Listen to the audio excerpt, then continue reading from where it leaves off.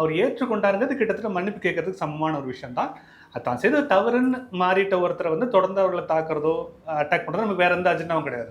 அவர் பிடிக்கிறது 10 பேர் அவர் இன்ஸ்பயர் பண்றாரு, அது பண்ண வேணாங்கிறது நம்மளோட பாயிண்ட். அவர் பின்வாங்குறாரு. சந்திரமுகி உட்பட பல படங்கள் வந்து சிகரெட் பிடிக்காம பபுள் கம்முக்கு மாறிட்டாரு, அதெல்லாம் நம்ம பார்த்தோம். தொடர்ந்து சிகரெட் பிடிக்காம இருக்காரு அப்படிங்கிறத பார்த்தோம். அப்படிங்கும்போது நம்மளும் அவரோட பகையை வளர்க்கணும்னு அவசியம் கிடையாது. அதனால அவங்களோட பழகுறோம், அதெல்லாம் பிரச்சனை கிடையாது. இந்த விஷயத்திலுமே அன்புமணி அண்ணனும் மருத்துவர் ஐயா அவர்களும் ஒரு அப்பாவும் பிள்ளையுமா அவங்க சமாதானம் ஆவாங்களா ஆக மாட்டாங்களாங்கிறதுலாம் நம்ம பிரச்சனை கிடையாது. ஒரு கட்சிக்காரனா நான் வேலை செய்யும் போது என் மைண்ட்ல அதெல்லாம் ஓடுறதே கிடையாது. எனக்கு ஆனா இந்த சம்பவத்துல என்னன்னா ரஜினி ரசிகர்கள் மற்றும் பாமக தொண்டர் நிர்வாகிகள்லாம் வந்து சண்டை போட்டுக்கிட்டாங்க, அடிதடிலாம் நடந்தது நம்ம அடிதான் பார்த்துட்டோம். அடிதடியும் கிடையாது. ரஜினி ரசிகர்கள் வந்து இது எப்படி சந்திக்கிறதா என்னன்னா ஒரு ஒரு நடிகரோட கூட்டம் அப்படிங்கிறது ஒரு மாய வலை. அவங்க வந்து எண்ணிக்கை அளவில் வந்து அதிகமாக தெரியலாம்.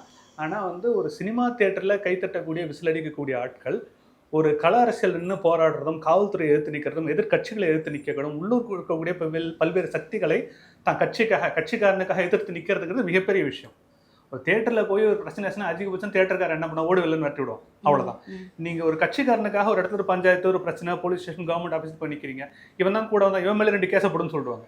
ஒரு ஆர்ப்பாட்டம் போராட்டம் பண்ணுறீங்க, சாலை மறியல் பண்ணுறீங்க, போலீஸ் தடியடி நடத்தலாம், துப்பாக்கி சூடு நடத்தலாம். அப்போ ஒரு கட்சி ஆதரவாளராக இறங்கி போகக்கூடியவங்களுக்கு இருக்கக்கூடிய கமிட்மெண்ட் லெவலும் ஒரு ரசிகர்களாக இருக்கவங்களுக்கு கூடிய கமிட்மெண்ட் லெவலும் கம்ப்ளீட்லி டிஃப்ரெண்ட். ரசிகர்கள் ஒரு காலத்தில் கட்சியினராக மாறலாம், ஆனால் ரசிகர்களாக இருக்கிற வரைக்கும் உங்களோட கமிட்மெண்ட் லெவலுங்கிறது கம்மி தான்.